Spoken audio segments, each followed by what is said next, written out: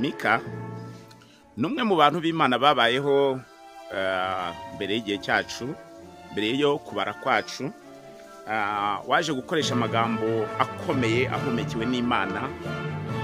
Avuga amagambo ari mu gitabo cya Mika igice cyawo cya 4 umurongo wa 5 agira ati: kuko ubwoko bwose buzagendera mu izina ry'ikigirwamana cyabwo, natwe tuzagendera mu izina ry'Uwiteka Imana yacu iteka ryose.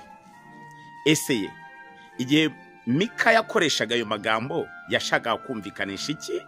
Reka tuze tubirebeho ku nsanganyamatsiko yacu uyu munsi igira iti: usenga iyihe Mana? Hirya no hino ku isi usanga abantu bavuga ko basenga Imana, ariko kuko mu kinyejana cya mbere byari bimeze, no muri iki gihe cyacu ni nako bikiri. Mu kinyejana cya mbere byari bimeze bite?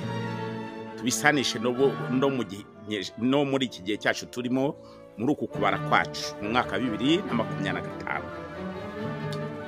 Usenga iyihe Mana? Kuki ari ngombwa ko dusobanukirwa Imana ikwiriye gusenga? Nkuko na Mika yakoresheje ngo ubwoko bwose buzagendera mu izina ry'ikigirwamana cyabwo, natwe tuzagendera mu izina ry'Uwiteka Imana yacu iteka ryose. Ijambo ry'Imana Bibiliya ritwigisha ko hariho Imana nyinshi. Tubyemezwa n'iki? Mu Bakorinto ba mbere igice cy'8 umurongo waho wa 5 dusoma ngo, Abakorinto ba mbere igice cyawo cy'8 umurongo wa 5 dusoma ngo, nubwo hariho ibindi byitwa Imana ari byo mu ijuru cyangwa mu isi, nkuko hariho Imana nyinshi n'abami benshi. Yumvikana ko hariho ibyitwa Imana byinshi. Ntago biragoye rero kumenya Imana waba usenga utifashishije bimwe mu bimenyetso n'ibihamya bigaragaza Imana ukorera iyo ariyo. Abantu benshi bari mu rujijo mu bihereranye niyo Imana basenga iyo ariyo. Usenga iyihe Mana? Reka dufate rumwe mu rugero rw'ibyabaye igihe Pawulo yakoraga igitangaza cyo gukiza uwari waravutse amugaye. Bamwe mu bantu bari kumwe nawe cyangwa se bo yakoreye ibitangaza baje kumubona bate? Reka twumve ibyakozwe n'intumwa, igitabo cy'ibyakozwe n'intumwa igice cyawo cya 14 umurongo waho w'8 kugera 15. Dusoma ngo, i Lusitira hariho umuntu wavutse aremaye ibirenge, ntabwo yari yarigeze atambuka. Ubwo yumvise Pawulo avuga nawe amuhanze amaso, abona ko afite ukwizera kwamuhesha gukizwa. Avuga ijwi rirenga ati, byuka uhagarike ibirenge byawe weme. Arabambaduka aratambuka. Abahateraniye babonye icyo Pawulo akoze, bavuga ijwi rirenga mu runyarukoroniya bati, Imana zitumanukiyemo zishushanyije n'abantu. Maze Barinaba bamwita Zewu, na Pawulo bamwita Herume, kuko ari we warushaga kuvuga. Pawulo yarushaga kuvuga. Nuko umutambyi wa Zewu, ariyo yari ifite urusengero rwayo imbere y'umudugudu, azana amapfizi yambaye imyishwa ku irembo ry'umudugudu, ashaka gutamba igitambo we na rubanda rwari ruhari. Ariko intumwa Barinaba na Pawulo babyumvise bashishimura imyenda, baturumbukira muri rubanda, bavuga ijwi rirenga bati, mwabagabo mwe, ni iki gitumye mugira mutyo? Natwe turi abantu buntu, tumeze nkamwe, kandi turabwira ubutumwa bwiza ngo mureke ibyo bitagira icyo bibamarira, muhindukirire Imana ihoraho yaremye ijuru n'isi n'inyanja n'ibiriho byose. Yumvikana ko Pawulo yarasobanukiwe Imana, kuko ariyo yari yamuhaye ububasha bwo gukora iki gitangaza cyo gukiza uyu wari waravutse amugaye.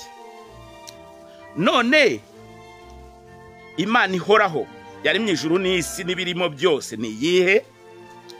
Yesu ubwe yayigaragaje mu magambo aboneka mu butumwa bwiza bwanditswe na Yohana igice cya 17 umurongo wa 3 agira ati, ubu nibwo bugingo buhoraho ko bakumenya ko ari we Mana y'ukuri yonyine, bakamenya n'uwo watumye ari we Yesu Kristo. Byumvikana ko kugira ngo ugire kuzabona ubuzima buhoraho nuko ugira ubumenyi ku Mana, ukamenya na Yesu Kristo uwo ari we. Ibinyuranye n'ibyo, hari abazi ko Yesu Kristo ari Imana ishobora byose ndetse bakanabihamiriza imbere ya rubanda. Ntabwo rero byaba bitandukanye n'ibyo aba rubanda rwari kumwe na Paulo na Barinaba ubwo yazuraga cyangwa se yakizaga uyu muntu wari wagize ute, wari umaze igihe kinini amugaye. Ubwo bashaka kumwitirira Imana, yaravuze ati, oya ntimukore ibi bintu, nanjye ndi umuntu nkamwe. Gukora ibitangaza kwa Paulo ntago kwamugize Imana, ahubwo kwatumye Imana yo mu ijuru ihimbazwa. Nanone Bibiliya igaragaza ko iyi Mana Paulo yasengaga yari ifite izina. Nusoma muri Yeremiya igice cyawo cya 16 umurongo wa 21 dusoma ngo, dore noneho ngiye kubamenyesha, nukuri ngiye kubamenyesha ukuboko kwanjye n'imbaraga zanjye, nabo bazamenya yuko izina ryanjye ari Yehova. Byumvikana ko Paulo yari afite Imana yasengaga kandi yari asobanukiye Kristo Yesu kuko yari afite byinshi yamwigigiyeho ndetse yamubashije guhishurirwa kugira ngo akore ndibitangaza. Nanone muri Zaburi ya 83 umurongo wa 19 dusoma ngo, kugira ngo bamenye yuko Uwiteka ko ari wowe wenyine usumba byose, utegeka isi yose.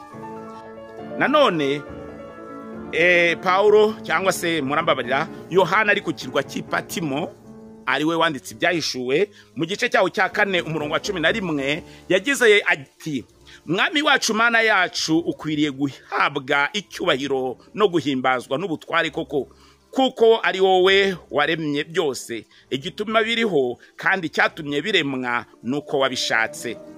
Kuki Paulo na Barinaba banze ko baba cyangwa se babaramya? Nuko Paulo na Barinaba bari basobanukiwe aho imbaraga zo bakomoraga, aho bazikomoraga kugira ngo bakore ibitangaza. Bari bazi rero urimo bakoreramo ukora ibitangaza ntago ubwabo bikubise ku gatuza bagaragaza ko bakwiye gusengwa, ahubwo bagaragaje ko bo bitandukanyije n'imitekerereze y'abantu bari muri uwo mudugudu w'Irusitira. Mu bihe bitandukanye abantu bagiye basenga Imana zitandukanye. Urugero, kuva kera abantu bagiye basenga Imana zitari Imana. Babazaga ibiti babyitirira Imana. Nanone bagafata amabuye bakayaremamo cyangwa se bakayaconga bakayagira imana zabo. Bafataga nanone amashenete yabo y'amabuye y'agaciro bakayayaza bakayabyazamo ibyo bita imana. Mwibuke ibyabaye ubwo Mose yajyaga ku musozi Sinayi, yagarutse asanga abantu bakoze iki? Bakoze ikigirwamana, ariko byaje kurangira Uwiteka abakosoye. Mu Balewi igice cya 26 umurongo waho wa mbere dusoma ngo, ntimukareme ibigirwamana by'ubusa, ntimugashinge igishushanyo kibajwe cyangwa inkingi y'amabuye, kandi ikibuye cyabajweho igishushanyo ntimukagishyire mu gihugu cyanyu, kugira ngo mwikubite imbere yacyo, kuko ndi Uwiteka Imana yanyu. Byumvikana ko ukora ibisa n'ibyo ngibyo Uwiteka bafitanye urubanza. Nanone nusoma mu Kuva igice cyaho cya 20 umurongo wa 4 haravuga ngo, ntimukiremere igishushanyo kibajwe cyangwa igisa n'ishusho yose iri hejuru mu ijuru, ntukabyikubita imbere, ntukabikorere, kuko Uwiteka Imana yawe ndi Imana ifuha, murabana gukiranirwa kwa base nkageza kubuzukuruza n'ubuvivi bw'abanyanga. Sawuli wahimbwe cyangwa se wahawe izina akaza kwitwa Paulo, yagaragaje ko hariho urujijo mu bijyaniranye no gusenga cyangwa se Imana.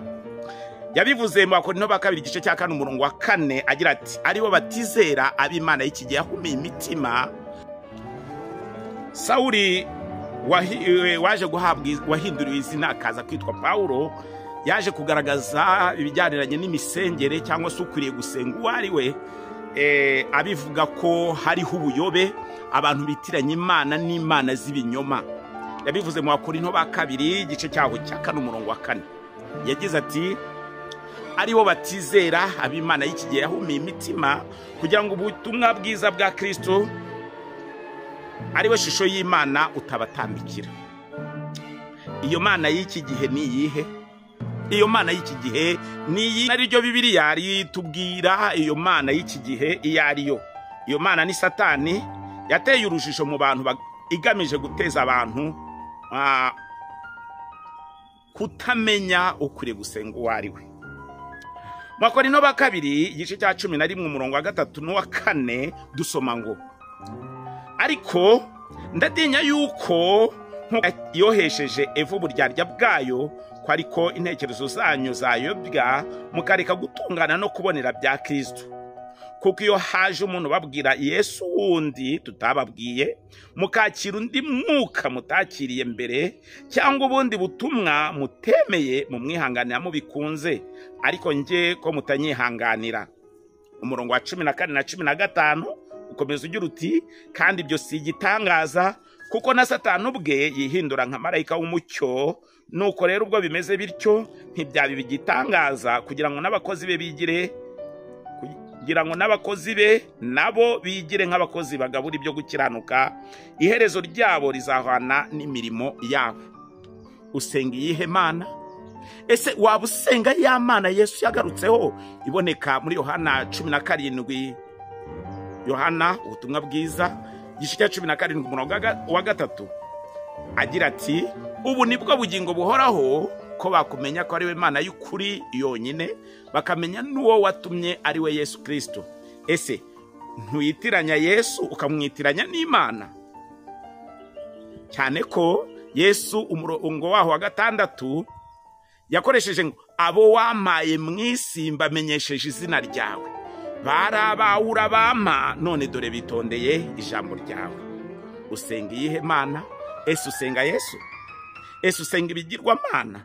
Cyangwa usenga Imana yaremye ijuru n'isi ugamije kuyishimisha, witandukanya mu cyatuma ukora ibihabanye n'ibyishima n'ibyishaka?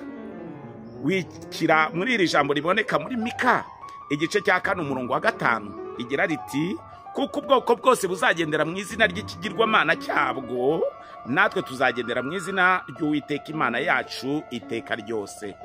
Nge nawe ndagusunikira gukurikira iki kiganiro kiri kuri chaîne yitwa Kubaturwa TV kuri YouTube, kugira ngo ukomeze umenye ibyo wakora byinshi bihuje na ya mana y'ukuri, kugira ngo izabashe kukubatura bya nyabyo. Ese witeguye kuyisenga mu kuri no mu mwuka? Icyo nicyo kiganiro nteganya kuzigisha ubutaha. Mugira amahoro, Uwiteka aduhane umugisha.